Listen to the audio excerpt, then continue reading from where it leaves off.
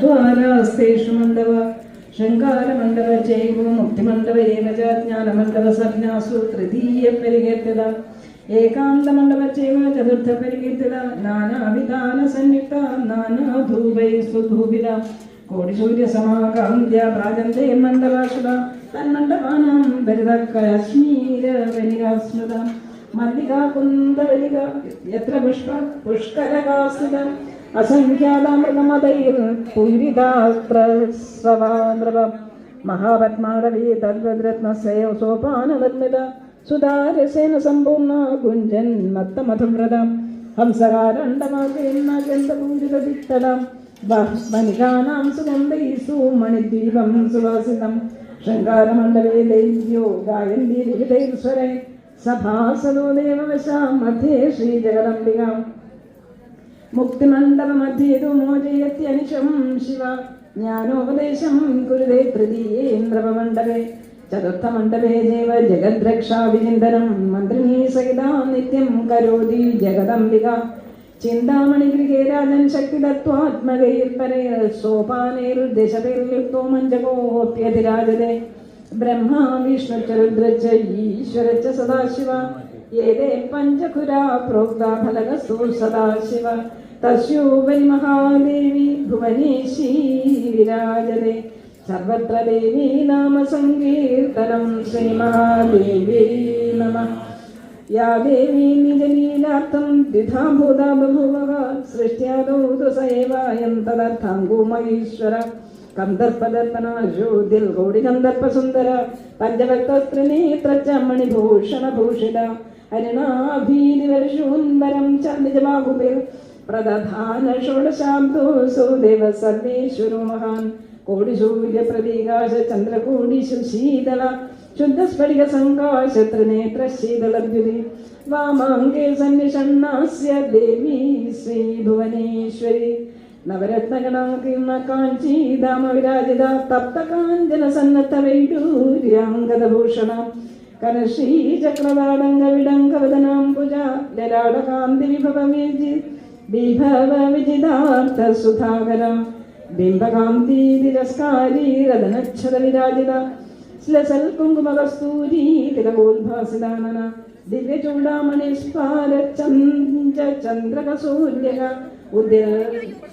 उद्यलविसास्वच्छनासाभरणभासुर चिन्ताकलम्बित स्वच्छमुक्ता गुच्छविराजिता पाडीरपङ्गकर्पूर कुङ्कुमालङ्कृतस्तनि विचित्रविविधाकल्पा कम्बुसङ्गाशकन्दर दाडिमी फलबीजाभादन्तपङ्क्तिविराजिता अनर्घ्यरत्नखडितमुकुटां चिदमस्तका मत्ताळिमलमाला विलसल्ललकाढ्यमुखाम्बुजां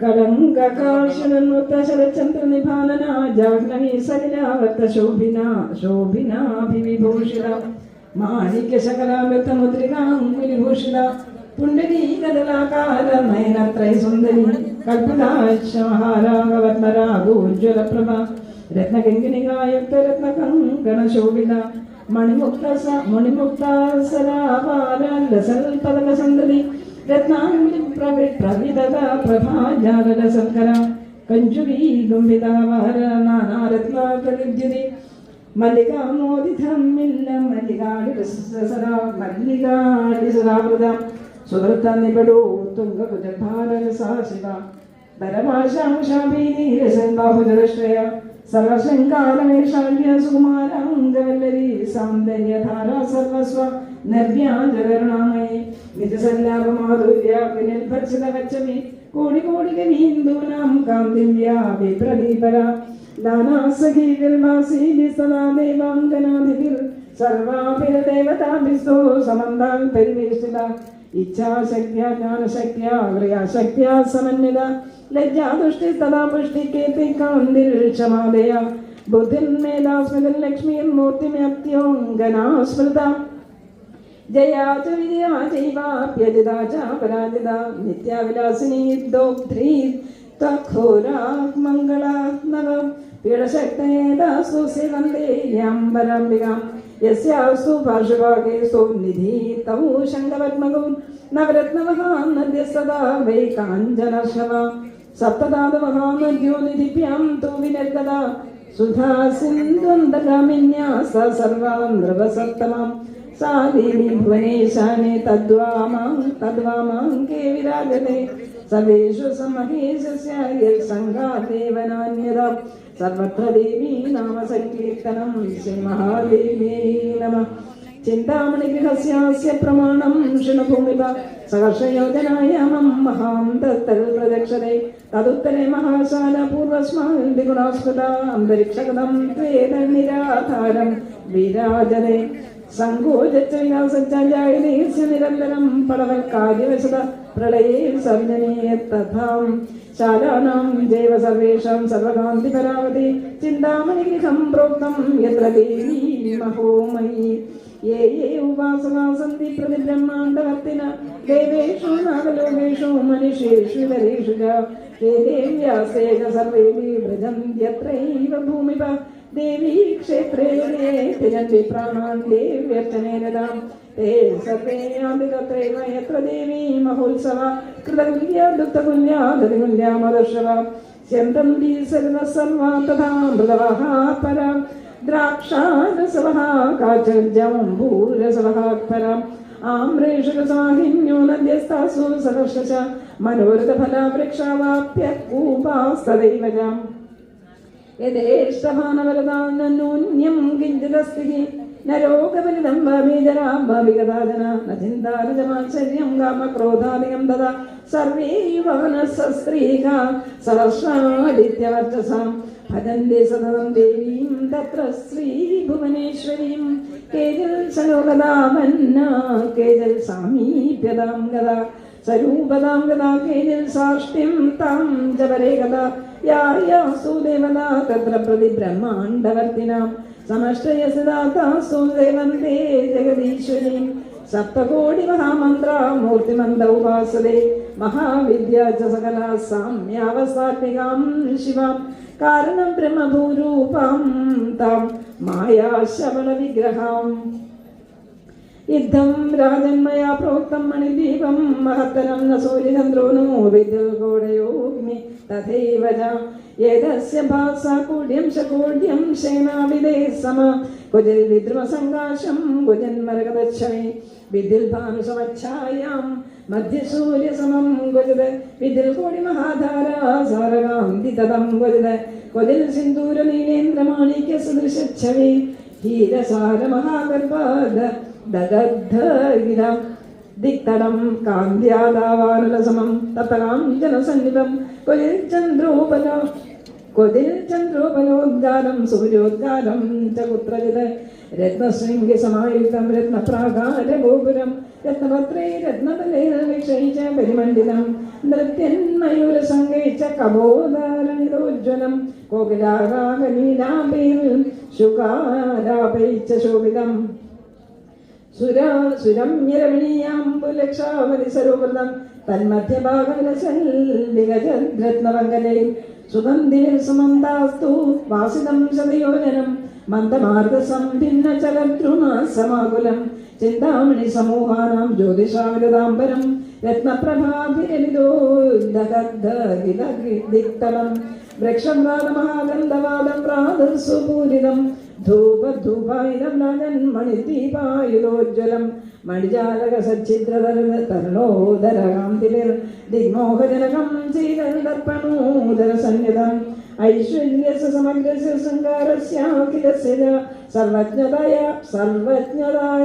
സർവായ തേജസച്ഛാഖിലസ്യ പരാക്രമസ്യ സർവസ്യ സർവോത്തമഗുണസ്യ സകലായ ദയാച്ച സമാപ്തേരികഭൂപതേ രാജ്ഞാനന്ദമാരഭ്യ ബ്രഹ്മലോകാന്തഭൂമിഷു ആനന്ദായേ സ്ഥിരാ survey തേ അത്രേവാം ദർഭവന്തികേ ഇതി ദേവനിദം രാജന്മണിദ്വീപം മഹത്തരം മഹാദേവ്യാപരം സ്ഥാനം സർവലോകോത്തമോത്തമം ഏതസ്യ സ്മരണോ സദ്യ സർവപാപം വിനശ്യതി പ്രാണോൽക്രമണസന്തോതു സ്മദ്വാരത്രൈവ ഗച്ഛതി അധ്യായവഞ്ചകം തേനൽ പടയിൻ നിത്യം സമാഹിത ഭൂതപ്രേതപിശാചാദി ബാധാതത്ര ഭവേന്നഹി നവീനഗൃഹനിർമ്മാണേ വാസയോഗേ തഥൈവ ച പഠിതവ്യം പ്രയത്നേന കല്യാണം തേന ജായതേ.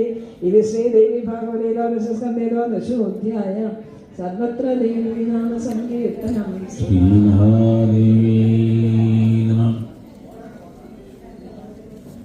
ഭക്തജനങ്ങൾ ഇരിക്കുന്ന ഭക്തജനങ്ങൾ അടുത്ത് ചെയറിൽ സെഞ്ചിയൊക്കെ വെച്ച് ബാഗൊക്കെ വെച്ചിട്ടുണ്ടെങ്കിൽ അതൊന്ന് മാറ്റിയാൽ ആളുകൾക്ക് ഇരിക്കാൻ സൗകര്യമുണ്ട്. ഒരു മണിക്കൂറിനാണ്. അപ്പോൾ ബാഗ് വെച്ചിരിക്കേണ്ട, ദയവായിട്ട് ബാഗുകൾ മാറ്റിയാൽ അവിടെ ആളുകൾക്ക് ഇരിക്കാൻ പറ്റും. പിന്നെ പിന്നിൽ നിൽക്കുന്ന ആളുകൾക്ക് ഇവിടെ സൗകര്യമുണ്ട്. ഈ യജ്ഞശാലയുടെ വലതുഭാഗത്ത് ഇരിക്കാനുള്ള സൗകര്യമുണ്ട്. സർവത്ര ദേവീനാമ സങ്കീർത്തനം. ശ്രീ മഹാദേവീ നമ. ശ്രീ ജഗദംബികായൈ നമ. അമ്മേ നാരായണ, ദേവി നാരായണ, ലക്ഷ്മീ നാരായണ, ഭദ്രേ നാരായണ. അമ്മേ നാരായണ, ദേവി നാരായണ, ലക്ഷ്മീ നാരായണ, ഭദ്രേ നാരായണ. നമ്മൾ അയ്യതി പൂജയുടെ ഭാഗം ഇവിടെ സമർപ്പിക്കുകയാണ്. ആരെങ്കിലും ദക്ഷിണ സമർപ്പിക്കാൻ താല്പര്യമുണ്ടെങ്കിൽ ഇപ്പോൾ അത് നിർത്തുകയാണ്. അതുകൊണ്ട് സമർപ്പിക്കാൻ വല്ലവരും താല്പര്യമുണ്ടെങ്കിൽ ഇപ്പോൾ അതിന് ചെയ്യാം. സർവത്ര ദേവീനാമ സങ്കീർത്തനം. ശ്രീ മഹാദേവീ നമ. ശ്രീ ജഗദംബികായൈ നമ. നമുക്ക് രണ്ട് അധ്യായങ്ങൾ കൂടി പാരായണം ചെയ്യാനുണ്ട്. അതിനുശേഷം അതത്രയോദശോധ്യായ. വ്യാസ ഉവാച ഇതി തേ കഥിതം ഭൂവ യത്ത് കൃഷ്ണം ദയാനക നാരായണേന യത്രോക്തം നാരദായ മഹാത്മനെ ശ്രുത്വേദത്തു മഹാദേവ്യാ പുരാണം പരമത്ഭുതം കൃത്യോപവിന്നർത്യോ ദേവ്യാ പ്രിയതമോഹിസാം കുരുചാംബരാമധം രാജൻ സ്വവിത്രധാരണായ വൈ ഭിന്നോസിയേന രാജേന്ദ്ര പിതൃജ്ഞാത്വാതു ദുർഗതി ഗാനത്വം മഹാദേവ്യാ മന്ത്രം സർവോത്തമോത്തമം യഥാവിധി വിധാനേന ജന്മസാഫല്യദായകം. സൂത ഉവാച തശ്രുത്വാനുപശാർദൂല പ്രാർത്ഥയിത്വാ മുനീശ്വരം തസ്മാദേവ മഹാമന്ത്രം ദേവി പ്രണവസംജ്ഞകം. ദീക്ഷാവിധിം വിധാനേന ജഗ്രാഹ നിർവസത്തമ തത്ര ആഹൂയ ധൗമ്യാഭിർനവരാത്ര സമാഗമേ. അംബായജ്ഞം ചകാരാശു വിത്തഷാഢ്യ വിവർജിത ബ്രാഹ്മണൈ പാടയാമാസ പുരാണം തേ ത്വദുത്തമം. ശ്രീദിവ്യം ഗൃംബികാ പ്രീതി ദേവി ഭാഗവതം പരം ബ്രാഹ്മണാൻ ഭോജയാമാസാവി അസംഖ്യാദാസുവാസിനി. കുമാരിർവടുഭാദിംശ ദീനനാഥാം തദേവജ ദ്രവ്യപ്രദാനൈസ്താൻ സർവാൻ സന്തോഷ്യ വസുധാധിപ. സമാപ്യേജ്ഞം സംസ്ഥാനെ സംസ്ഥിതോ യാവദേവ ഹി താവദേവ ഹി ജാദാശാം നാരദസ്തമതാ സമവാതരൽ. രണയൻ മഹതിം വീണാം ജ്വലദഗ്നിശിഖോപമ സസംഭവ സമുക്തായ ദൃഷ്ട്വാ തം നാരദം മുനി ആസനാദ്വിപചാരൈശ്ച പൂജയാമാശ ഭൂമിവ. കൃത്വാതു കുശലപ്രശ്നം പപ്രച്ചാഗമകാരണം. രാജോവാച കുതാഗമനം സാധോ ബ്രൂഹിം കരവാണി തേ സനാദോഹം കൃതാർത്ഥോഹം തദ്വാഗമനകാരണാൽ. ഇതി രാജ്ഞാ വചശ്രുത്വാ പ്രോവാച മുനിസത്തമ അധ്യാശ്ചര്യം മയാ ദൃഷ്ടം ദേവലോകേ നരോത്തമ. തന്നിവേദയിദം പ്രാപ്താകാശവസുവിസ്മിത പിതാദേ ദുർഗതിം പ്രാപ്തോ നിജ കർമ്മ വിപര്യാൽ. സയേവായം ദിവ്യരൂപാപവൃത്വാനൈവ ഹി ദേവദേവേ സുതഃ സമ്യക് അപ്സരോവീ സമന്തദ. വിമാനമവരുഹ്യ മണിഗ്രീവം ഗതോ ഭവൽ ദേവീ ഭാഗവതസ്യാസ്യ ശ്രവണോ താവലേന ച. അംബാമകബലേനാദി പിതാമേ സുഗതിം ഗജ ധന്യോസി കൃതകൃത്യോസി ജീവിതം സബലം തവ. നരകാതുദൃതാസ്തസ്വാതയാതു കുലഭൂഷണ ദേവലോകേ ശ്രീരകീർത്തിസ്തവാദ്യ വിപുലോഭവത്. സൂത ഉവാച നാരദോക്രം സമാകർണ്യ പ്രേമഗദ്ഗിരതന്തരം പപാദാപാദാംബുജയോർവ്യാസസ്യ അദ്ഭുതകർമ്മണ. തവാനുഗ്രഹതോ ദേവാ കൃതാർത്ഥോഹം മഹാമുനി. കിം മയാ പ്രതികർത്തവ്യം നമസ്കാര്യാകൃതേ തവ. അനുഗ്രാഹ്യ സദൈവാഹമേവാതയാ മുനി. ഇതി രാജ്ഞോ വചശ്രുത്വാഭിഹാശിഭിർ അഭിനന്ദ്യ ച. വാചാ വചനം ശ്രേഷ്ഠം ഭഗവൻ ബാദരായണ. രാജൻ സർവം പരിത്യജ്യ ഭജ ദേവീവദം ഭുജം. ദേവീ ഭാഗവതം ചൈവ പഠ നിത്യം സമാഹിത.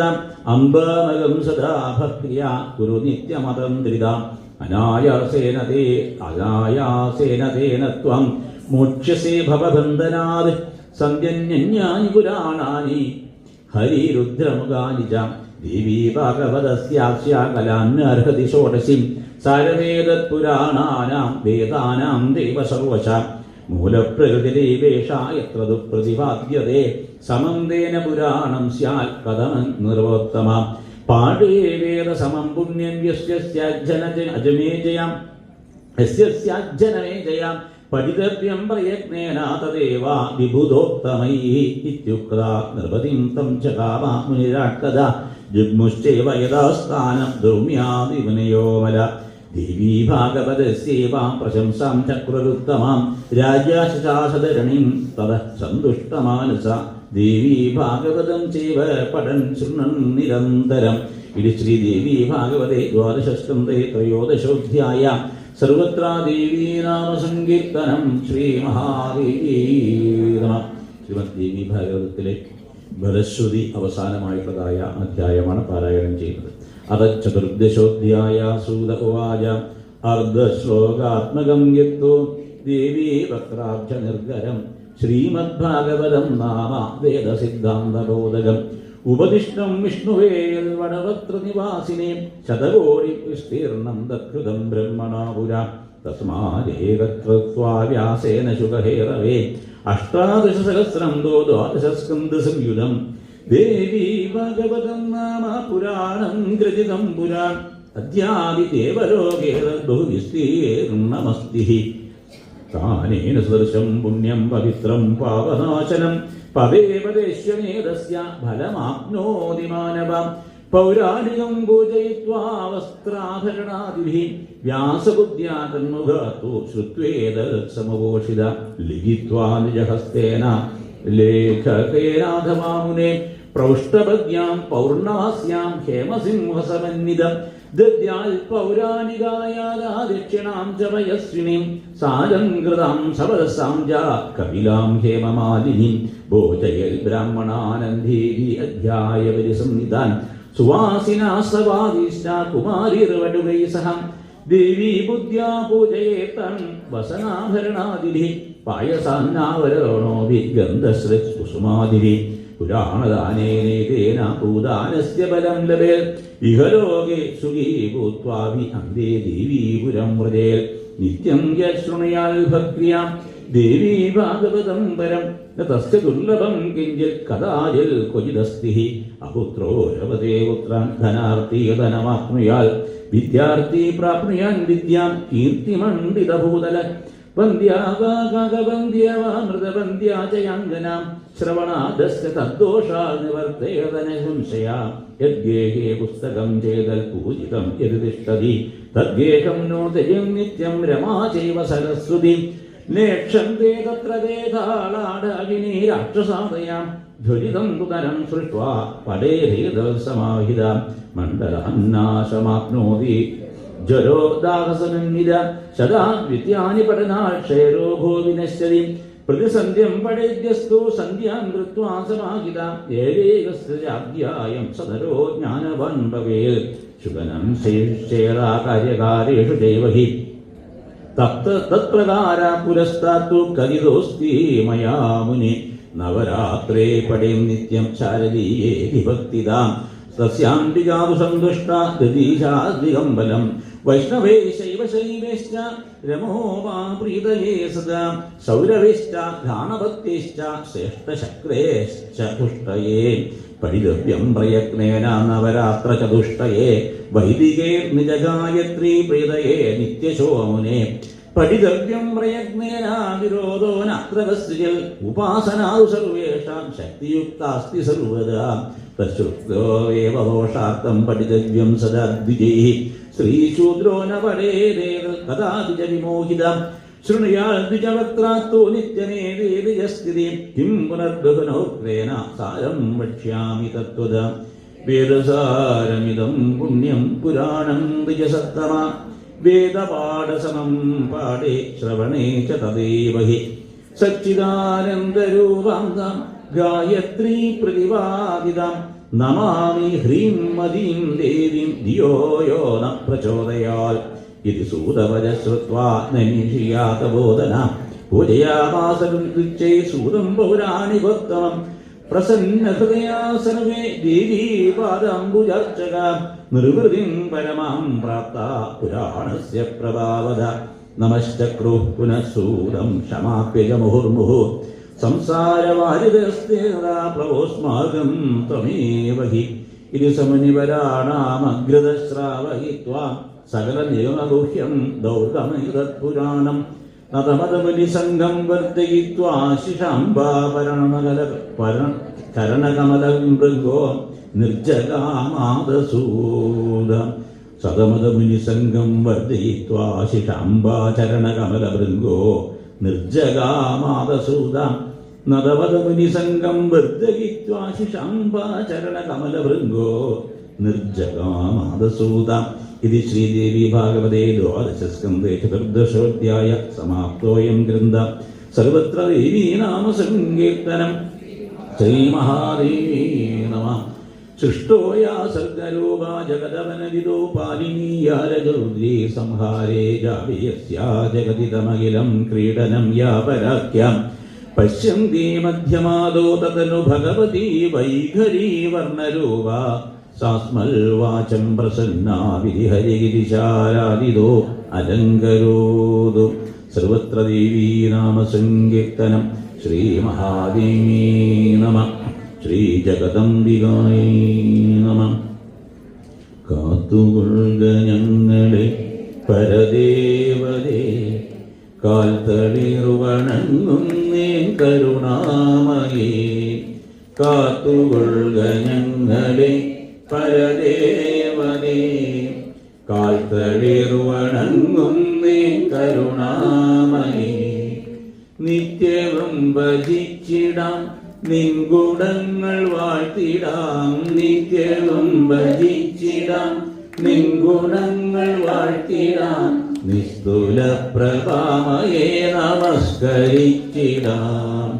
നിസ്തുല പ്രഭാമയേ നമസ്കരിച്ചിടാം കാത്തുകൊള്ളുക ഞങ്ങളെ പരദേവതേ കാൽത്തളിർവണങ്ങുന്നേ കരുണാമയേ കൺമിഴി തുറക്കണേ കനിവിലൊന്നു നോക്കണേ കൺമിഴി തുറക്കണേ കനിവിലൊന്നു നോക്കണേ കൽമഷങ്ങൾ നീക്കി ഞങ്ങളെ കാത്തിടണേ കൽമഷങ്ങൾ നീക്കി ഞങ്ങളെ കാത്തിടണേ കാത്തുകൊള്ളുക ഞങ്ങളെ പരദേവതേ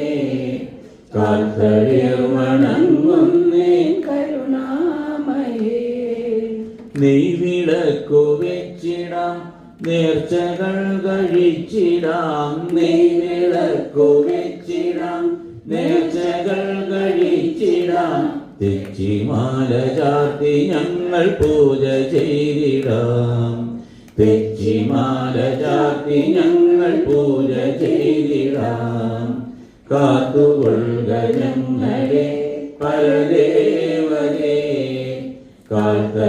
കാൽത്തളിർവണങ്ങുന്നേ കരുണാമയേ തെറ്റുകൾ പൊറുക്കണേ നേർവഴികൾ കാട്ടണേ തെറ്റുകൾ പൊറുക്കണേ നേർവഴികൾ കാട്ടണേ മറ്റൊരാശ്രയം ഞങ്ങൾക്കാരാണമേ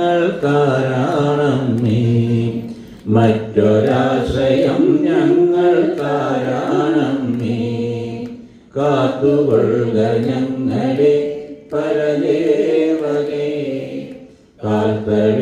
കാൽത്തളിർവണങ്ങുന്നേ കരുണാമയേ കാൽത്തളിർവണങ്ങുന്നേ കരുണാമയേ സർവത്ര ദേവീ നാമ സങ്കീർത്തനം ശ്രീമഹാദേവീ നമഃ ശ്രീ ജഗദംബികായൈ നമഃ വാണീ നിൻ കൃപ കാണിടേണമതിനായേണാംഗബിംബാനനെ വീണയും തൊൽപദപങ്കജത്തിലടിയൻ വാണീ മനോഹാരിണി വാണീ നിർജിത വേണുഗാനമധുരേ വാണീ ഗുണം നൽകുവാൻ വാണിയിടേണമതിന്നു നിന്നടിയിൽ ഞാൻ വീഴുന്നു മൂകാംബികെ സർവത്ര ദേവീ നാമ സങ്കീർത്തനം ശ്രീ മഹാദേവീ നമഃ പിന്നീട് ദേവി ഭാഗവതത്തിലെ മഹത്തായ ഗായത്രിയുടെ മഹത്വത്തെപ്പറ്റി പറയുന്നുണ്ട്. അപ്പോൾ നിത്യ അനുഷ്ഠാനങ്ങളിൽ നമ്മുടേതായ വ്യക്തിത്വത്തിൻ്റെ ശുദ്ധി ഉണ്ടാവും തോറും ആ ദേവിയുടേതായ സാന്നിധ്യം നമുക്ക് അനുഭവപ്പെട്ടുകൊണ്ടേയിരിക്കും. ദേവി സത്യവസ്തുവായിട്ട് നമ്മൾക്ക് അനുഭൂതി വരണമെങ്കിൽ എന്ത് വേണം? അതിനാവശ്യമായതായ ശുദ്ധി നമ്മുടെ മാനസികമായ വ്യക്തിത്വത്തിൽ ഉണ്ടാവണം. അതിനായി കൊണ്ടുള്ള ദിനചര്യകളാണ് നമ്മൾ പറഞ്ഞുകൊണ്ടിരുന്നത്. അതുകൊണ്ട് ശരീരത്തിൻ്റെയും മനസ്സിൻ്റെതായ ശൗചം എന്ന വസ്തുത നമ്മൾ പറഞ്ഞു. പിന്നീട് ആ വ്യക്തിത്വത്തെ ശുദ്ധീകരിക്കാനായിക്കൊണ്ട് പവിത്രീകരിക്കാനായിക്കൊണ്ട് പ്രത്യേകമായ തീർത്ഥസ്നാനങ്ങൾ, രുദ്രാക്ഷം, സ്ഫടികം മുതലായവ ധരിക്കുന്നത്, ഇതൊക്കെ ആ വ്യക്തിത്വത്തിൽ തുടർച്ചയായിട്ട് പവിത്രതയുടേതായ ചിന്തകൾ, എപ്പോഴും ആകുന്നത്ര പവിത്രമായ ചിന്തകൾ കൊണ്ട് നടക്കാൻ വേണ്ടിയാണ് ഇതൊക്കെ ഇത്തരമുള്ളതായ കാര്യങ്ങളൊക്കെ നമ്മൾ ഉപയോഗിക്കുന്നത്. അത് നമ്മളിൽ പവിത്രീകരിക്കാൻ വേണ്ടിയാണ്.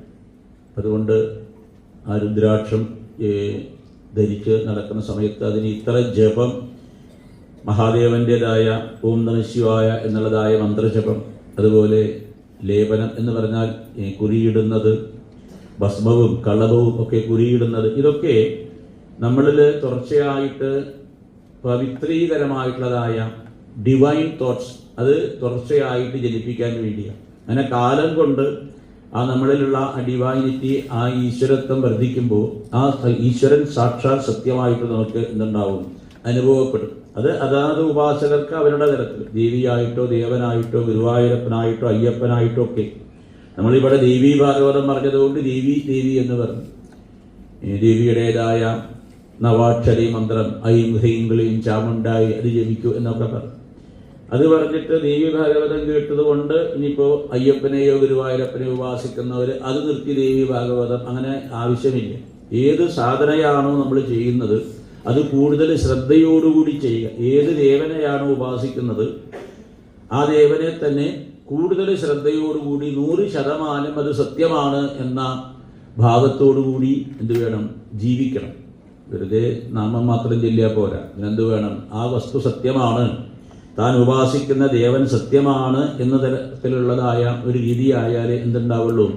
നമ്മളിൽ ശുദ്ധി ഉണ്ടാവും. നമ്മൾ ഉയർന്നു വരണമെങ്കിൽ അതിനെന്ത് വേണം? പിടിവള്ളികൾ വേണം. ഉയർന്ന കാര്യങ്ങളെക്കുറിച്ച് ചിന്തിക്കണം. ഉയർന്നതായ ഒരു ലക്ഷ്യം വേണം. അങ്ങനെയൊക്കെ ആണെങ്കിൽ നമ്മുടെ കുറവുകളിൽ നിന്ന് നമുക്ക് ഉയർന്നു വരാൻ പറ്റും.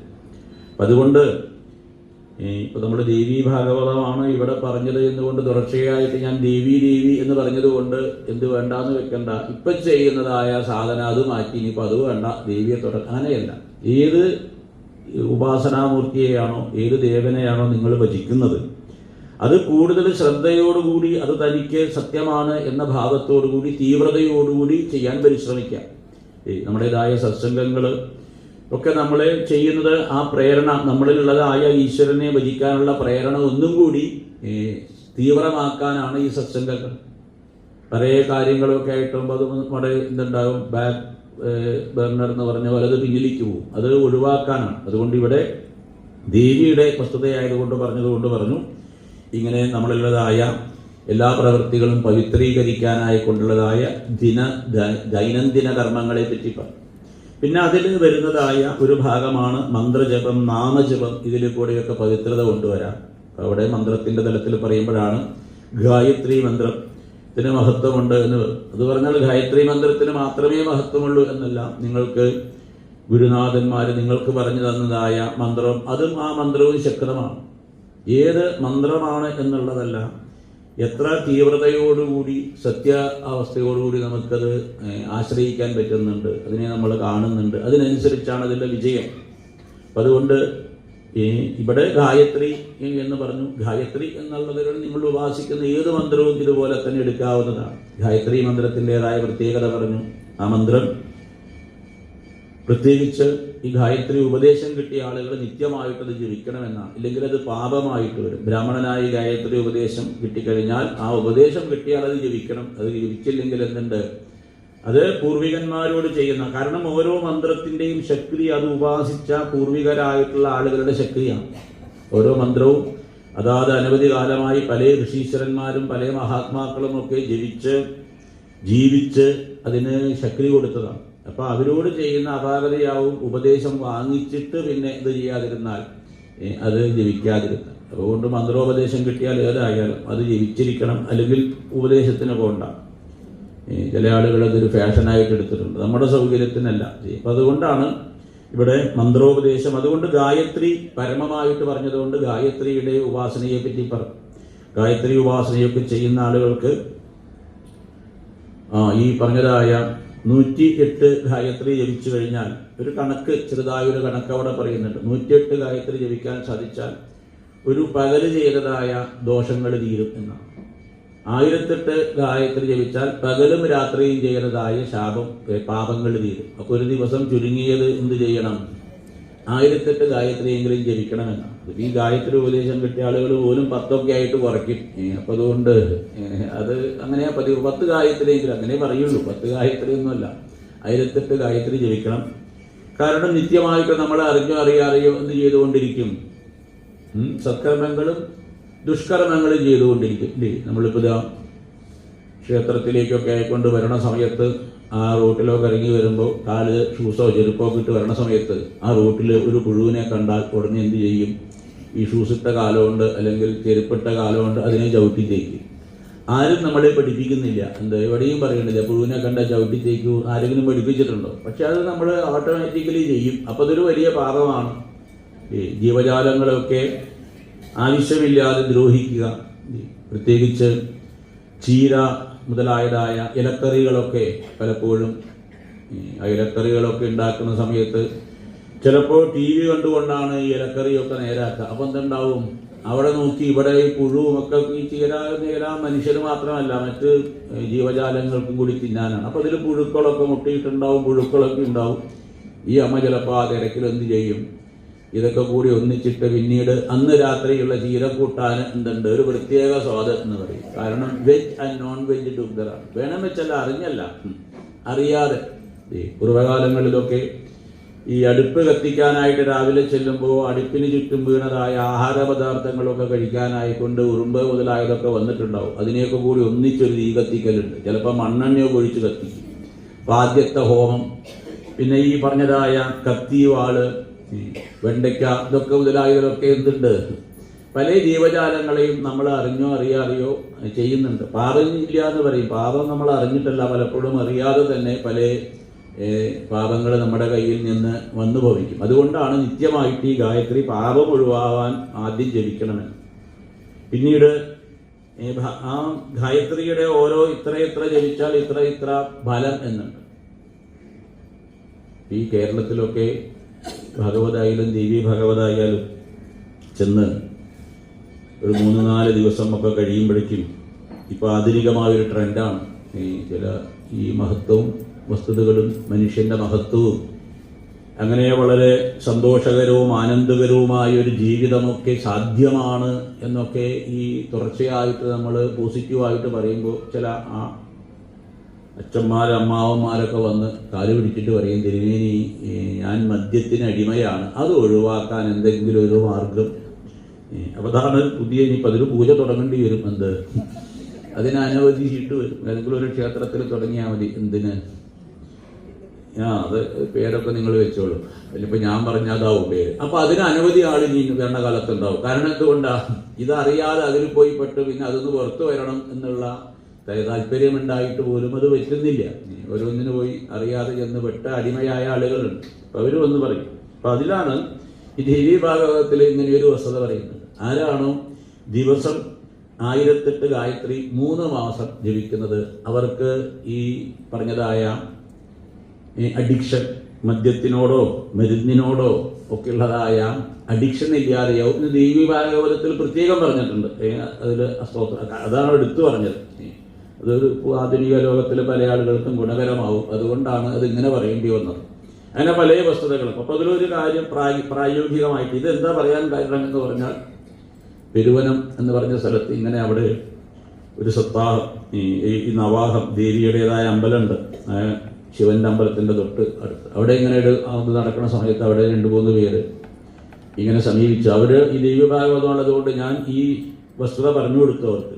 ഞാൻ മന്ത്രവും ഒക്കെ എഴുതി കൊടുത്തു. പിന്നീട് അവര് ഒരു വർഷം കഴിഞ്ഞ സമയത്ത് അതിനടുത്ത് തന്നെ ഞെരൂക്കാവ് എന്നൊരു സ്ഥലമുണ്ട്. അവിടെ സപ്താഹത്തിന് ചെന്നപ്പോൾ ഇവർ വന്നു, കാല് പിടിച്ചു പറഞ്ഞു, ഞങ്ങളിത് പൂർണ്ണമായിട്ട് പുറത്ത് എന്തായി സന്തോഷമായി, അത് ഞങ്ങൾ വിട്ടുപോയി, അപ്പോൾ അതിൽ നിന്ന് ഇല്ലേ രക്ഷയുണ്ടായി എന്ന് പറഞ്ഞു. അപ്പോൾ അത് എന്തായാലും അതിനതിൻ്റെ ശക്തിയുണ്ട് എന്ന് പ്രയോഗിച്ച് നോക്കുമ്പോഴേക്കേ അറിയാം. അപ്പം പറഞ്ഞ വസ്തുത ഗായത്രിക്ക് ഇങ്ങനെ വലിയ ഫലതായ മഹത്വങ്ങളുണ്ട്. കാരണം നമ്മൾ ഈശ്വരീയമായിട്ട് നിത്യമായിട്ട് എന്തെങ്കിലും പവിത്രമായിട്ട് ചെയ്തില്ലെങ്കിൽ ഏതെങ്കിലും ഒരു ദുസ്വഭാവം നമ്മളിൽ വന്ന് പിടിക്കാൻ സാധ്യതയുണ്ട്. പിന്നെ ഈ പറഞ്ഞതായ ദുസ്വഭാവങ്ങളൊക്കെ യൗവനകാലത്തൊക്കെ അതൊക്കെ കൊണ്ടു നടക്കാൻ എളുപ്പമാണ്. പക്ഷേ പ്രായമാവും തോറും അതാവും ആ വ്യക്തിയുടെ മരണത്തിന് കാരണം ആ വ്യക്തിക്ക് അതിൽ നിയന്ത്രണം ഉണ്ടാവില്ല. പല ആളുകൾക്കും അങ്ങനെ തെറ്റിദ്ധാരണയുണ്ട്. 2 പെഗ്ഗൊക്കെ അടിച്ചാൽ ചിലവർ പൂനെയിൽ ഞാനൊരു സപ്താഹത്തിന് ചെന്നു. അപ്പോൾ അവിടെ ഭയങ്കര തണുപ്പ് ആ സമയത്ത്. അപ്പോൾ അതിൽ മിലിറ്ററിയിലൊക്കെ ജോലി ചെയ്യുന്ന ഒരാൾ, അതിൻ്റെ സെക്രട്ടറി, ഇദ്ദേഹം പറയാണ്,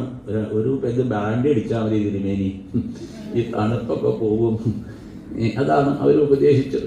ഇപ്പം പറഞ്ഞത് എന്താ വെച്ചാൽ ഇങ്ങനെ വല്ലതുമൊക്കെ തുടങ്ങും. അപ്പം എന്തുണ്ട്, ചെറുപ്പകാലത്ത് ആ വ്യക്തിക്ക് അതിൻ്റെ മുകളിൽ ഒരു നിയന്ത്രണമൊക്കെ ഉണ്ടാവും. പക്ഷേ വയസ്സാവുമ്പോൾ ഈ നിയന്ത്രണം ഉണ്ടാവില്ല. പല ആളുകൾക്കും ഇത് അറിയില്ല. താൻ ആ തുടങ്ങിയതായ ദോഷം, ആ തെറ്റായ വസ്തുത അത് പ്രായമാകും തോറും തൻ്റെ നിയന്ത്രണത്തിൽ നിൽക്കില്ല. ഇവിടെ ബോംബെയിൽ തന്നെ നമുക്ക് അറിവുള്ള ആളുകളൊക്കെ ഉണ്ട്. ഞാൻ പേരൊന്നും പറയുന്നില്ല. സഹസ്രനാമവും ചൊല്ലും അദ്ദേഹം, ക്ഷേത്രത്തിലും പോകും. പക്ഷെ ദിവസവും വൈകുന്നേരം ഒരു പെഗ് കഴിക്കണം. അപ്പം ഞാൻ ചോദിച്ചു, അതെന്താ ഇത് 3 കൂടി എങ്ങനെയാ പോണത്?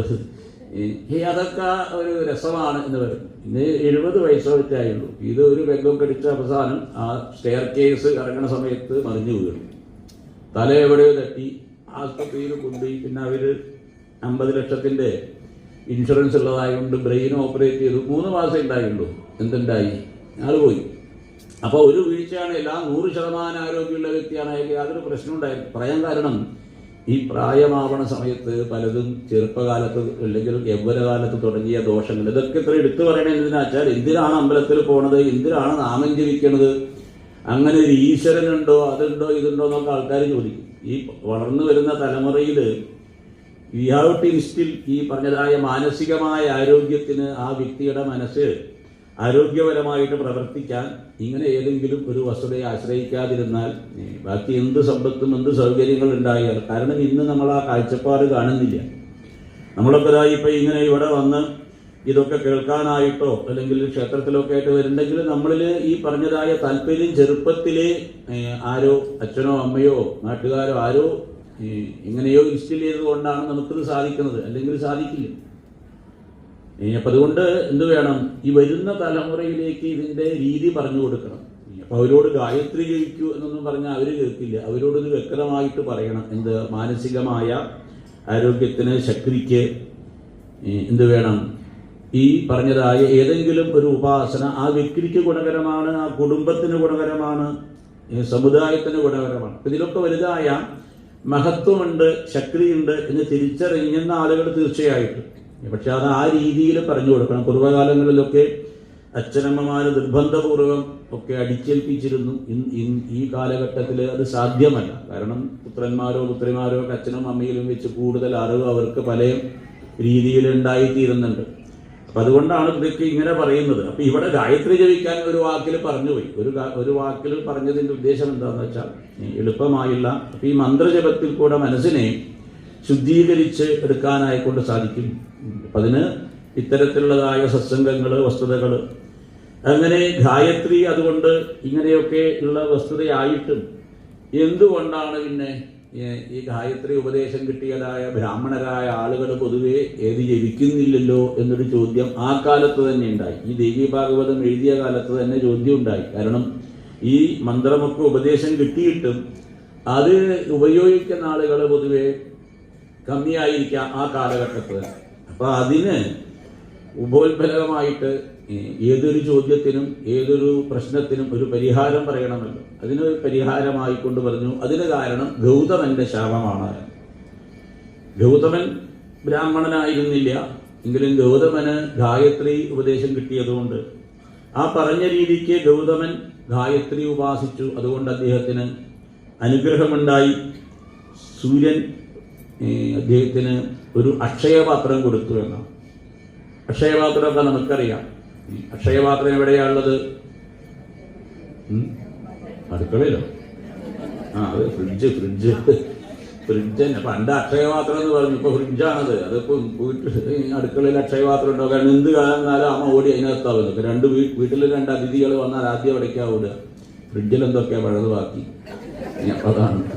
അപ്പൊ അക്ഷയപാത്രം തന്നെയാണത്. ഏത് സമയത്തും അവിടുന്ന് എന്തെങ്കിലും എടുത്ത് ചൂടാക്കി കൊടുക്കാനുണ്ടാവും, ആരെപ്പം കയറിച്ചെന്നാലും. അപ്പൊ പണ്ട് അതിന് വേറൊരു രീതിയിൽ പറഞ്ഞു, ദ്രൗപദിക്ക് ഭഗവാൻ അക്ഷയപാത്രം കൊടുത്തു എന്ന് പറഞ്ഞു. അപ്പൊ ദ്രൗപദിമാർക്കൊക്കെ എന്തുണ്ട് ഇപ്പൊ ഈ പറഞ്ഞ വസ്തുത.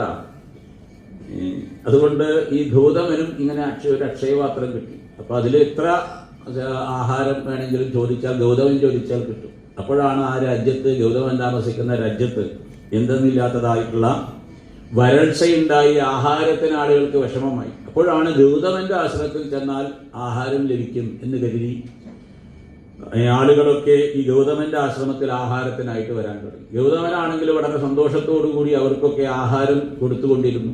ഇത് സ്ഥലത്തെ ആ നാട്ടിലെ രാജാവ് പറഞ്ഞു. രാജാവിന് വലിയ കാര്യമായി. അതുകൊണ്ട് രാജാവ് ഈ ഗൗതമനെ തൻ്റെ കൊട്ടാരത്തിലെ ആസ്ഥാന വ്യക്തിത്വമായിക്കൊണ്ട്, ഋഷിയായിക്കൊണ്ട് സ്വീകരിച്ചു. ആസ്ഥാന ആചാര്യനായിക്കൊണ്ട്. ഗൗതമനാണ് കൊട്ടാരത്തിലെ ആചാര്യൻ. ഇത് അറിഞ്ഞ സമയത്ത് ആ കാലഘട്ടത്തിൽ ജീവിച്ചിരുന്ന ഗായത്രി ഉപാസിക്കേണ്ടതായ ബ്രാഹ്മണർക്ക് എന്തുണ്ടായില്ല, അവർക്ക് അസൂയയായി. കാരണം ബ്രാഹ്മണനല്ലാത്ത ഒരാള് ഈ ഗായത്രി ജപിച്ച് അങ്ങനെയുള്ള ഒരാൾക്ക് എന്തുണ്ടായി, രാജാവിൻ്റെതായ ആചാര്യനായി തീർന്നു. ആചാര്യനായാൽ ആ വ്യക്തി പറഞ്ഞതുപോലെ വേണം മറ്റ് ആചാര്യന്മാരൊക്കെ കേൾക്കാൻ, രാജാവിൻ്റെ ആചാര്യനായതുകൊണ്ട്. അത് ബ്രാഹ്മണർക്ക് സമ്മതമല്ലായിരുന്നു. അതുകൊണ്ട് അവര് ഒന്നിച്ചു ചേർന്ന് എന്ത് ചെയ്തു, ഈ ഗൗതമനെ എങ്ങനെയെങ്കിലും ഒന്ന് അപായപ്പെടുത്തണം എന്ന് കരുതിക്കൊണ്ട് ഒരു പശുവിനെ കുറച്ച് ദിവസം അവർ പ്രത്യേകം എന്ത് ചെയ്തു, നിരീക്ഷിച്ചു, സംരക്ഷിച്ചില്ല. അതിന് ആഹാരവും വെള്ളവും ഒന്നും കൊടുക്കാതെ അതാകെ എന്തായിട്ട് തീർന്നു, എപ്പോൾ വേണമെങ്കിലും വീണ് ചാവും എന്നുള്ള നിലയ്ക്കായി. അതിനെന്തോ ഒരു മലയാളത്തിൽ പേരൊക്കെ പറയും, ആ ചാവാടി പശു എന്നൊക്കെ പറയും. എന്ന് വെച്ചാൽ എപ്പോൾ വേണമെങ്കിലും തയ്യാറാണ്. എന്തിന്? അതന്നെ. അപ്പൊ അതുകൊണ്ട് ഇങ്ങനെയുള്ള ഒരു പശുവിനെ, ഈ പശുവിനെ കൊണ്ടുചെന്ന് ഈ ഗൗതമന്റെ ആശ്രമത്തിലേക്ക് കൊണ്ടുചെന്ന് ഗൗതമൻ ഹോമം നടത്തിക്കൊണ്ടിരിക്കുന്ന സമയത്ത് ആ ഹോമശാലയിലേക്ക്, യജ്ഞശാലയിലേക്ക് ഇതിനെ കടത്തി വിട്ടു. ഗൗതമൻ ഈ പശു വരുന്നതൊക്കെ കണ്ടോ, തീരെ വയ്യ ആടിക്കൊണ്ട് വരുന്നുണ്ട്. വന്ന വഴി അതെന്ത് ചെയ്തു, ഈ ഹോമത്തിനായിട്ട് വെച്ചതായ കറുക, ദർഭ മുതലായ പുല്ലുകൾ തിന്നാൻ തുടങ്ങി.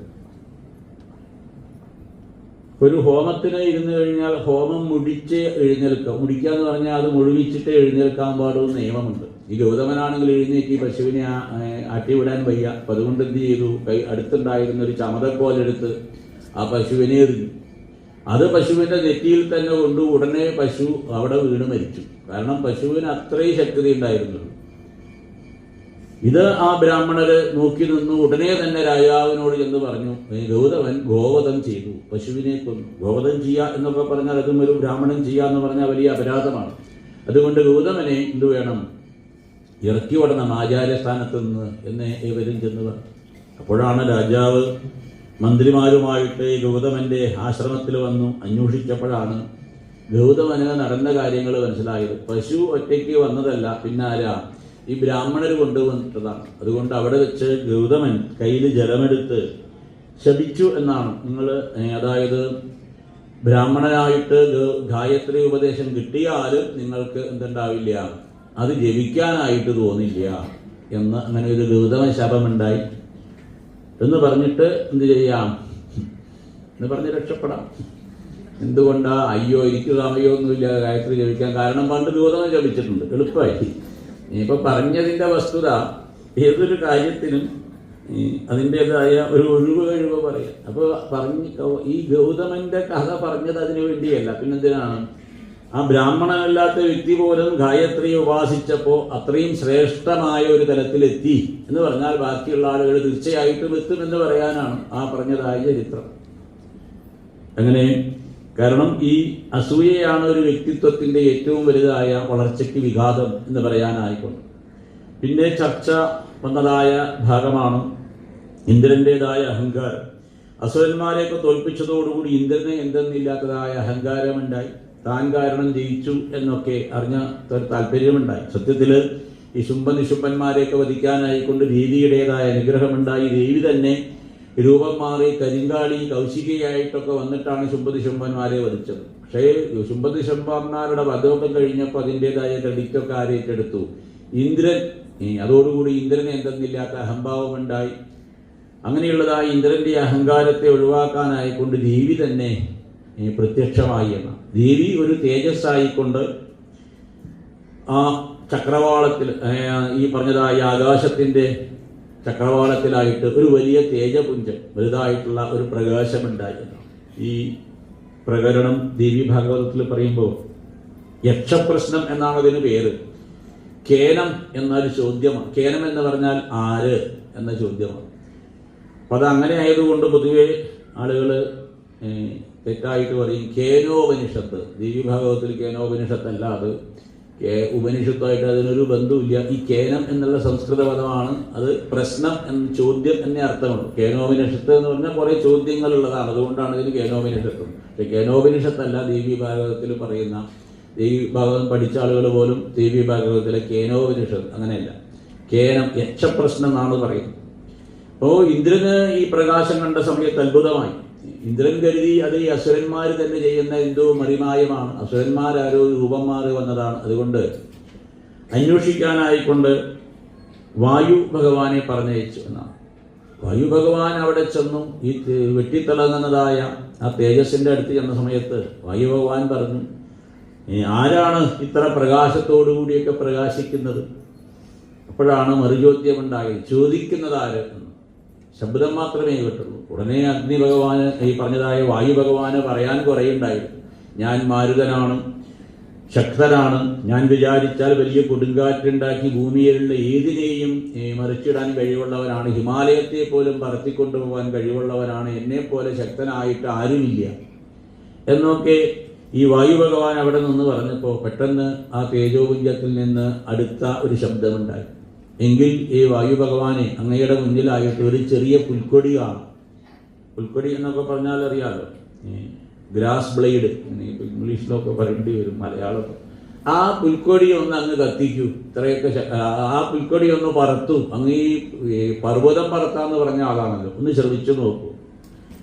ഈ പറഞ്ഞതായ വായു ഭഗവാൻ പെട്ടെന്ന് തന്നെ ഒരു ചെറിയ പുൽക്കൊടിയല്ലേ എന്ന് പറഞ്ഞ് പതുക്കെ വീശി നോക്കി, വേഗത്തിൽ വീശി നോക്കി, കഠിനമായി വീശി നോക്കി, കൊടുങ്കാറ്റായി നോക്കി. എന്നിട്ടൊന്നും ആ പറഞ്ഞതായ പുൽക്കൊടിയെ ചലിക്കാൻ സാധിപ്പിച്ചില്ല. അതോടെ വായു ഭഗവാന് തോൽവി മനസ്സിലായി. വായു ഭഗവാൻ ഓടിച്ചെന്ന് ഇന്ദ്രനോട് പറഞ്ഞു, അത് ഏതോ അസുരനൊന്നുമല്ല, ഏതോ ഒരു പ്രത്യേക ശക്തിയാണ്. കാരണം ഞാൻ എൻ്റെ കഴിവ് മുഴുവൻ വിചാരിച്ചിട്ടും ഒരു ചെറിയ പുൽക്കൊടി ഇളക്കാനായിട്ട് പറ്റിയില്ല. ആ ശക്തിയുടെ സാന്നിധ്യമാണ് ഇതിന് കാരണം. അത് കേട്ട സമയത്ത് അഗ്നി ഭഗവാൻ ചിരിച്ചുകൊണ്ട് പറഞ്ഞു, എങ്കിൽ ഞാൻ ചെന്നു വരാം. അങ്ങനെ അഗ്നി ഭഗവാനും വന്നു. ചോദിച്ചു ആര്? തിരിച്ചു ചോദ്യമുണ്ടായി, കേനഹ. അപ്പോൾ ഉടനെ അഗ്നി ഭഗവാൻ തന്നെ മഹത്വങ്ങളൊക്കെ പറഞ്ഞു, ഞാൻ എന്തിനേയും കരിക്കുന്നത്, എന്തിനേയും ഇല്ലാതെയാക്കാൻ കഴിവുള്ളവനാണ് എന്ന്.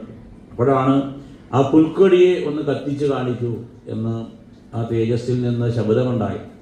അഗ്നി ഭഗവാൻ തൻ്റെ സർവശക്തി ഉപയോഗിച്ചിട്ട്, സർവ താപം ചൂട് ഉപയോഗിച്ചിട്ട് നോക്കിയിട്ടും ആ പുൽക്കൊടിയെ ഒന്ന് കത്തിക്കാനോ ചൂടാക്കാനോ പോലും സാധിച്ചില്ല. അഗ്നി ഭഗവാനും തൻ്റെ തോൽവി എന്ന് പറഞ്ഞപ്പോഴാണ് ഇന്ദ്രൻ സ്വയം അവിടെ ചെന്നു എന്ന്. പക്ഷെ ഇന്ദ്രൻ ചെന്ന സമയത്ത് ആ തേജസ്സിനെ കാണാൻ തന്നെ സാധിച്ചില്ല.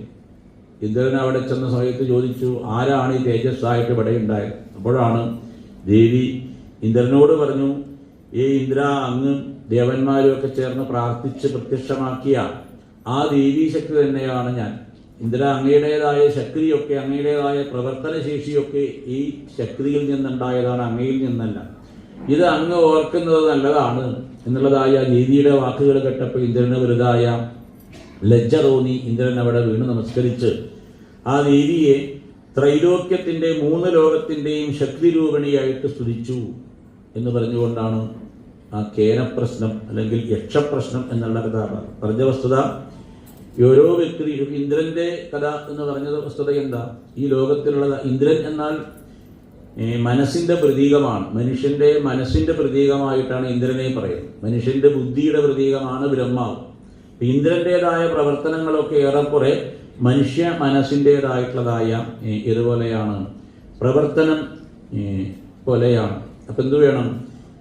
ആ മനുഷ്യ മനസ്സിൽ ഇത്രയും അഹങ്കാരമുണ്ട്. എന്ത് ചെയ്യുമ്പോഴും ഞാൻ ഞാൻ എന്ന് പറയും.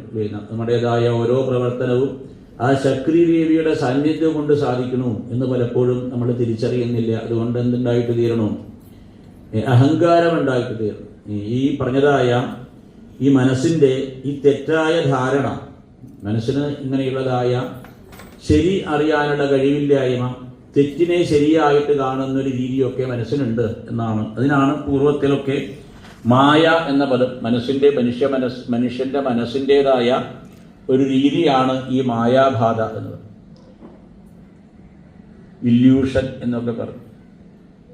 അത് മാറ്റിയെടുക്കാനായിക്കൊണ്ട് എന്ത് വേണം? വലിയ പരിശ്രമം വേണം. ഈ മായ എന്നൊക്കെ പറഞ്ഞാൽ പെട്ടെന്ന് മനസ്സിലാവില്ല, എങ്കിലും ഉദാഹരണം പറഞ്ഞാൽ ചിലപ്പോൾ മനസ്സിലാവും. പണ്ട് കാലങ്ങളിൽ ഗ്രന്ഥങ്ങളിലൊക്കെ മായയ്ക്ക് ഉദാഹരണം പറയുന്നത് രജ്ജു സർപ്പഭ്രാന്തി എന്നൊക്കെയാണ്. കയറ് കണ്ടിട്ട് പാമ്പാണ് എന്ന് കരുതി കുറഞ്ഞ വെളിച്ചത്തിൽ, ഇന്നിപ്പോൾ കയറും കാണാനില്ല, പാമ്പും കാണാനില്ല, വെളിച്ചമില്ലാത്ത സ്ഥലമില്ല. അപ്പം അത് പറഞ്ഞാൽ ആലോചിച്ചെടുക്കാൻ വലിയ വിഷമമാണ്. അതിലും വേഗം എളുപ്പമായിട്ടുള്ളൊരു രീതിയാണ് ശാരദാമ്മ TV കാണുന്നു, സീരിയൽ കാണാനായിട്ട്. സീരിയൽ കാണാൻ തുടങ്ങുമ്പോൾ ശാരദാമ്മയ്ക്ക് ആ ഗോവിന്ദൻ്റെ ഭാര്യയാണ്, നന്ദനൻ്റെ അമ്മയാണ് എന്നൊക്കെ ഓർമ്മയുണ്ട്. പക്ഷെ കുറച്ച് നേരം TV കാണുമ്പോഴേക്കും, ഈ സീരിയൽ കാണുമ്പോഴേക്കും ശാരദാമ്മ ആരെ മറന്നു? നന്ദനെയും ഗോവിന്ദനെയും തന്നെ മറന്നു. പിന്നെ അവിടെയുള്ള ശാരദാമ്മയുടെ ഇഷ്ട കഥാപാത്രമായിട്ട് തീർന്നു ആര്? ഈ ശാരദാമ്മ. അതുകൊണ്ട് ആ ശാരദാമ്മ കാണുന്ന സീരിയലിലെ കഥാപാത്രത്തിന് ദുഃഖം വരണ സമയത്ത് ശാരദാമ്മ കരയണു, ആ കഥാപാത്രത്തിന് സന്തോഷം വരുമ്പോൾ ശാരദാമ്മ ചിരിക്കുന്നു. ഇങ്ങനെ ഇടയ്ക്കിടയ്ക്ക് ഒരു പെട്ടിയിൽ നോക്കി ചിരിക്കുന്നതും കരയുന്നതും ഒക്കെ കാണുമ്പോൾ അവിടുത്തെ ജോലിക്കാർ ഓടിച്ചെന്ന് അടുത്ത വീട്ടിൽ പറഞ്ഞു, എന്തോ അപകടമുണ്ട്. കാരണം വെറുതെ ഇരുന്ന് ചിരിക്കുക, കരയുക തുടക്കമാണായിട്ടുള്ളൂ. ഇപ്പം തന്നെ ചികിത്സിച്ചാൽ എന്തുണ്ട്? പറഞ്ഞ വസ്തുത ശാരദാമ്മയുടെ 51ാമത്തെ സീരിയലാണത്, ആദ്യത്തെ ഒന്നുമല്ല കാണുന്നത്. അപ്പോൾ ശാരദാമ്മയ്ക്ക് അറിയാം ഇതൊന്നും ഇല്ലാത്തതാണ്, അവിടെ ഇതാരോ കെട്ടിച്ചമച്ചതാണ് എന്നൊക്കെ അറിഞ്ഞുകൊണ്ട് തന്നെ ഈ ശാരദാമ്മ എന്തായിട്ട് തീരണു? അതിലെ ദുഃഖവും സന്തോഷവും ഒക്കെ ഏറ്റെടുക്കണം. പ്രത്യേകിച്ച് വെള്ളിയാഴ്ച സമയത്ത് രാത്രി ആ സീരിയൽ അവസാനിക്കുന്ന സമയത്താണ് ഈ ശാരദാമ്മയുടെ കഥാപാത്രം കിണറ്റിൻ്റെ അടുത്ത് ചെന്ന് ചാടാനായിട്ട്. അവിടെ വെച്ച് ആ സീരിയൽ അന്ന് നിർത്തി. പിന്നെ ശനിയാഴ്ചയും ഞായറാഴ്ചയും ഈ ശാരദാമ്മയ്ക്ക് ഒരു ശാന്തിയും ഇല്ല. എന്തുകൊണ്ടാണ്? ചാടിയോ അതുകൊണ്ട് ആരെങ്കിലുമൊക്കെ ടെലിഫോൺ ചെയ്യുമ്പോൾ സുഹൃത്തുക്കളോടൊക്കെ ചോദിക്കും, അവൾക്ക് എന്ത് പറ്റി, അവൾ കിരട്ടി ചാടിയോ? ആര്? പിന്നെ ശനിയാഴ്ചയോ ഞായറാഴ്ചയോ വീട്ടിൽ ആരെങ്കിലും എന്തെങ്കിലും ചോദിച്ചാൽ ഈ ശാരദാമ്മയ്ക്ക് അപ്പം ദേഷ്യമായി. കാരണം എന്തുകൊണ്ടാണ്? ഈ സീരിയലുള്ള പ്രശ്നമാണ് മനസ്സിൽ. മനസ്സിലായില്ലോ? ഇതാണ് മായ. ഇല്ല എന്ന് പറഞ്ഞാലും ഇങ്ങനെ പറഞ്ഞാലേ മനസ്സിലാവും. ഇല്ല എന്നുള്ളൊരു വസ്തുവിനെ ഉണ്ട് എന്ന് പറഞ്ഞ് ആസ്വദിക്കുന്ന അല്ലെങ്കിൽ വിഷമിക്കുന്ന, ദുഃഖിക്കുന്ന ഒരു രീതി മനുഷ്യൻ്റെ മനസ്സിന് സാധാരണയുണ്ട്. ഇതാണ് ഉണ്ടോ ഇല്ലയോ എന്ന് ഇപ്പോൾ നമുക്ക് അങ്ങനെ ഒരു കുഴപ്പമുണ്ടോ ഇല്ലയോ എന്ന് ഇപ്പോൾ ആദ്യം പറയണ്ട. ഇങ്ങനെ ഈ സീരിയലോ സിനിമയോ ഒക്കെ കാണുമ്പോൾ മുഴുകിപ്പോണ്ടെങ്കിൽ ഉടനെ മനസ്സിലാക്കണം എന്ത് പ്രശ്നമുണ്ട്. സ്ട്രക്ചറൽ ഡിഫക്റ്റ് എന്നൊക്കെയാണ് അതിനിപ്പോൾ ആധുനികമായിട്ട് മനോരോഗത്തിന് ചികിത്സിക്കുന്ന സൈക്കാട്രിസ്റ്റുമാർ പറയുന്നുണ്ട്. ഹ്യൂമൻ മൈൻഡ് കോട്ടെ സ്ട്രക്ചറൽ ഡിഫക്റ്റ് എന്ന് അങ്ങനെ അവർ പറയുന്നത്. അത് മഹത്താക്കി. സ്ട്രക്ചറൽ ഡിഫക്റ്റ് എന്താണെന്ന് വെച്ചാൽ സ്വയമായിട്ട് തന്നെ. അപ്പം അതിനവർ ഒരു പുതിയ ആധുനിക ചികിത്സയൊക്കെ തുടങ്ങി. ന്യൂറോൺ പ്ലാസ്റ്റിസിറ്റി എന്നാണ് അവർ പറയുന്നത്. എന്ന് വെച്ചാൽ ഇങ്ങനെയുള്ള സൂക്കടുള്ള ആളുകൾക്ക് എന്ത് വേണം? അവരുടെ ഈ സൂക്കട് മാറ്റാൻ തലച്ചോറിലെ ഏറ്റവും ചെറിയ കണിക, സെല്ലിലെ ഏറ്റവും ചെറിയ കണികയാണ് ന്യൂറോൺ. ആ ന്യൂറോണിന്റെ പ്രവർത്തനത്തിന്റെ രീതിയിൽ മാറ്റം വരുത്തിയാലേ എന്ത് മാറുള്ളൂ? ആ വ്യക്തിയുടെ എന്ത് മാറുള്ളൂ? നിങ്ങൾ പറഞ്ഞോളൂ, നമുക്ക് വിളക്ക് കൊളുത്താം. അതുകൊണ്ട് ഭ്രാന്ത് അല്ലെങ്കിൽ ഈ മായ. അപ്പോൾ മായ എന്നുള്ളത് ഭ്രാന്തമായ ഒരവസ്ഥ എന്നാണ് അതിന് മലയാളത്തിൽ അർത്ഥം. അപ്പം അതുകൊണ്ട് അതിനാണ് ഇവിടെ ഈ ന്യൂറോൺ പ്ലാസ്റ്റിസിറ്റിക്കാണ് ആധുനികമായിട്ട് പറയുന്നതിനാണ് ഇവിടെ എന്ത് പറഞ്ഞു? ഈശ്വരനെ ഉപാസിക്കുക എന്ന് പറഞ്ഞു. ഉപാസനകളുടെ ഉദ്ദേശം നമ്മുടെ വ്യക്തിത്വത്തിന്റെ സൂക്ഷ്മമായ തലത്തിലുള്ളതായ ദൂഷ്യങ്ങൾ ഒഴിവാക്കുക. അതത്ര എളുപ്പമല്ല, അത് കുറച്ച് കഷ്ടപ്പെടണം. അതുകൊണ്ട് പൂർവ്വകാലങ്ങളിൽ ഈ ന്യൂറോൺ പ്ലാസ്റ്റിസിറ്റി എന്നൊന്നും അവർ പറയാൻ അറിയില്ലായിരുന്നു. അവർ പറഞ്ഞു, എന്ത്, നിങ്ങൾ ഭഗവാനെ വിളിക്കൂ, ഈശ്വരനെ വിളിക്കൂ, അപ്പം നിങ്ങളുടെ എന്തില്ലാതായിട്ട് തീരും? ഈ മായ ബാധിച്ചതായ രീതി ഇല്ലാതായിട്ട് തീരും. അങ്ങനെയാണ് ആ ദേവി ഭാഗവതത്തിലും ദേവിയുടേതായ ഈ മായാശക്തിയെ പറ്റി നമ്മൾ കേട്ടു. ആയമായയും അമ്മമായയും ആയിക്കൊണ്ടത് ദേവി തന്നെ പ്രവർത്തിക്കണമെന്ന്. ഒരു കുട്ടിയെ സംബന്ധിച്ച് അമ്മ ആ കുട്ടിയെ പരിരക്ഷിക്കണോ, അതേ സമയത്ത് തന്നെ ആ കുട്ടിയെ ചിലപ്പോൾ ആ അമ്മ എന്ത് ചെയ്യും, ആയ എന്ന് പറഞ്ഞാൽ ബേബി സിറ്റർ, ആയ കൊണ്ടുപോയാൽ ആ കുട്ടിയെ എപ്പോഴും എന്തിനു പരിശ്രമിക്കും, ആ കുട്ടിക്ക് അമ്മയുടെ ഓർമ്മ വരാതിരിക്കണം, അതിലുള്ള വിജയമാക്കും. അമ്മയുടെ ഓർമ്മ ഉണ്ടായ കുട്ടി അപ്പൊ കരയാനോ പോവാനോ നിൽക്കും. അതുകൊണ്ട് ഈ ആയമായ എപ്പോഴും ആരെയും അർപ്പിക്കും, ഉണ്ട്, അമ്മയും അർപ്പിക്കും. ഏതിനായിക്കൊണ്ട് കളിപ്പാട്ടങ്ങളോ ചോക്ലേറ്റോ പലതും ഉണ്ടോ. ഇതിപ്പോ കുട്ടികളുടെ കാര്യമല്ല, നമ്മുടെ കാര്യം തന്നെ. നമ്മൾ വലിയ കുട്ടികളാണ്. നമ്മൾ ഈ പറഞ്ഞ പോലെ ചിലതൊക്കെ കാണുമ്പോൾ ആ സത്യവസ്തുവായ ആ ദേവിയെ നമ്മൾ മറക്കണം. അപ്പൊ അതുകൊണ്ടാണ് ഈ ദേവിക്ക് തന്നെ, പക്ഷെ ഇതേ ആയ തന്നെ ആ സമയമായ ഈ കുട്ടിയെ തിരിച്ച് കൊണ്ടുപോകേണ്ട സമയമായാലും എന്ത് ചെയ്യും, ഈ കുട്ടിയെ കുളിപ്പിച്ച് ഭംഗിയൊക്കെ ആക്കി അമ്മയെ കാണിച്ചു തരാം എന്ന് പറഞ്ഞ് കൊണ്ടുപോവുകയും ചെയ്യും. ഈ ആയമായിക്ക് 2 റോളുണ്ട്. എന്താ ചോദിച്ചാൽ എന്താ, ഒന്ന് മറപ്പിക്കുക, പിന്നെ ഓർമ്മപ്പെടുത്തുക. അപ്പൊ നമ്മൾ ഈ ആയമായയിൽ പെട്ടിട്ടുണ്ടോ അതോ അമ്മമായയിൽ പെട്ടിട്ടുണ്ടോ എന്നുള്ളതാണ് ചോദ്യം. അങ്ങനെയുള്ള ദേവീ ഭാഗവതത്തിൻ്റെതായ മഹത്തായ ഒരു വസ്തുതയാണ്. പിന്നീട് ദേവിയെ നമ്മൾ പറയണ്ടായി, ദേവീ ഭാഗവതത്തില് ജനമേജയനാണ് ഈ ദേവീ ഭാഗവതം വ്യാസമഹർഷിയിൽ നിന്ന് കേൾക്കുന്നത്.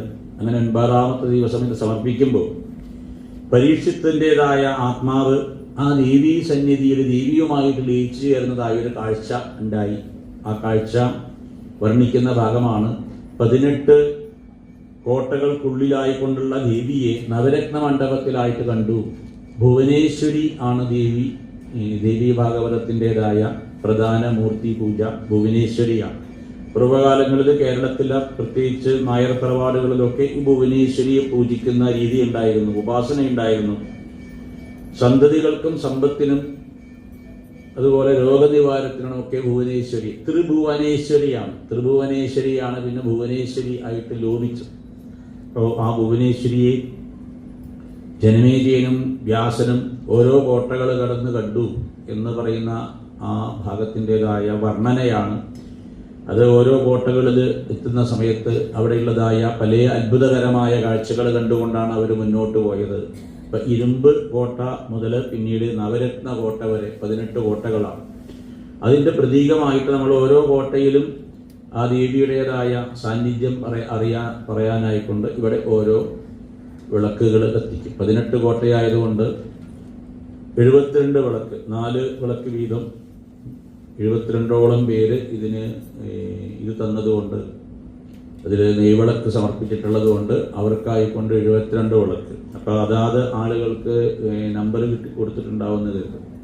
അപ്പോൾ ഇത് നമ്മൾ ഇവിടെ അതിൻ്റെ വർണ്ണന ഇവിടെ പറയും, ഞാൻ പറയും. അപ്പം ഞാനിങ്ങനെ പറയും, ഇതാ ഇരുമ്പ് കോട്ടയ്ക്കകത്ത് പരീക്ഷിത്ത് രാജാവും വ്യാസമഹർഷിയും എത്തിച്ചേർന്നു. അവർ ദേവിയുടേതായ ഉപദേവതകളെ അവിടെ കണ്ടു. അതിൻ്റെ ഭാഗമായിക്കൊണ്ട് നമ്മളിതാ 1ാമത്തെ വിളക്ക് കൊളുത്തുന്നു എന്ന് പറയുമ്പോൾ ആ ഭാഗത്തുനിന്ന് സദസ്സിലിരിക്കുന്ന ഭാഗത്തു നിന്നുള്ള 1ാമത്തെ വിളക്ക്, ആ 1 എന്നുള്ളതായ ടോക്കൺ കിട്ടിയ 4 പേർക്ക് കൊളുത്താം. 4 വിളക്കുണ്ട്. അപ്പോൾ അങ്ങനെ പിന്നെ 2ാമത്തെ കോട്ട പറയും. ആ സമയത്ത് 2ാമതുള്ളവർക്ക് ആ വിളക്കുകൾ കൊളുത്താം. വിളക്ക് കൊളുത്താനായിക്കൊണ്ട് ഇവിടെ കൊടിവിളക്കുണ്ട്, 4 കൊടിവിളക്ക് ഇവിടെ സംഘടിപ്പിച്ചിട്ടുണ്ട്. അതുകൊണ്ട് ഇപ്പോൾ ഇതെങ്ങനെയാണ് കൊളുത്തുക എന്ന് പറഞ്ഞ് വിഷമിക്കണ്ട. ഇനി അഥവാ ഏതെങ്കിലും കോട്ടയ്ക്കുള്ളതായ വിളക്ക് കൊളുത്തുന്ന ആൾ വന്നിട്ടില്ലെങ്കിൽ എന്ത് ചെയ്താൽ മതി, അത് സംഘാടകരാരെങ്കിലും കൊടുക്കാം. ആ ഓരോ കോട്ടയ്ക്കകത്ത് ദേവിയെ കാണുന്ന സമയത്ത് ഇവിടെ ഒരു കർപ്പൂരവും ഉണ്ടാവും. അപ്പോൾ ഈ വിളക്ക് കൊളുത്താനായിക്കൊണ്ട് ആ നമ്പർ കിട്ടിയവർക്ക് വരിയായി വന്ന് നിൽക്കാം. ആദ്യം 1, 2, 3 ഇങ്ങനെയുള്ളതായ ആളുകൾ നിൽക്കുകയാവും നല്ലത്. ആ 3 ആളുകൾ കൊളുത്തി കഴിയുമ്പോൾ പിന്നെ 4, 5, 6 സോൺ 1, സോൺ 2, സോൺ 3 എന്നൊക്കെ വിളിക്കണത് പോലെ എനിക്ക് ഇവിടുന്ന് വിളിക്കേണ്ടി വരും എയർപോർട്ടിൽ.